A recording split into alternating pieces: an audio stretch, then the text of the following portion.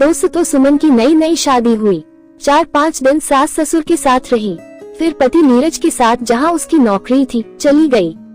2 साल बाद ससुर रिटायर हो गए तो वो और सास भी सुमन और नीरज के साथ जाकर रहने लगे। सुमन पूरा दिन सास ससुर की जरूरतों का ध्यान रखती, जैसे उसके मायके में उसकी माँ उसकी दादी का ध्यान रखती थी।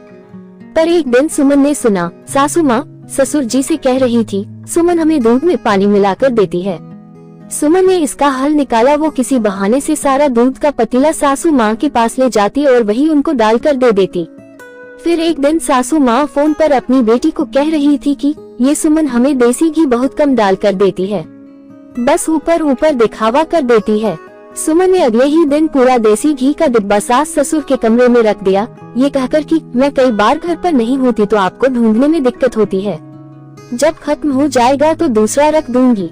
कुछ दिन बाद सासू माँ ससुर से कह रही थी, नीरज इतना फल लाता है, हमें तो थोड़ा सा देती है, सारा खुद ही खा जाती होगी। सुमन ने सुना और अगले दिन फ्रिज सास ससुर के कमरे में रखवा दिया। कहने लगी, आपको पानी दूध फल लेने के लिए इतनी दूर नहीं जाना पड़ेगा, इस उम्र में आपको वहाँ तक जाने में दिक्कत होती है, मैं तो यहीं से आकर ले जाया करूँगी।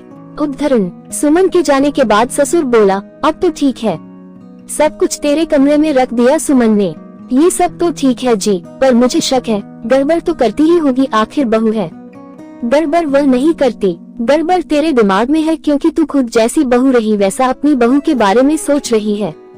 वहम का इलाज तो लुकमान हकीम के पास भी नहीं था। ससुर बोले जा रहे थे और सासू की अंतरात्मा उससे कह रही थी कि शायद यही सत्य है। दोस्तों, नई नई दिलचस्प कहानियाँ सुनने के लिए हमारा चैनल सब्सक्राइब करें।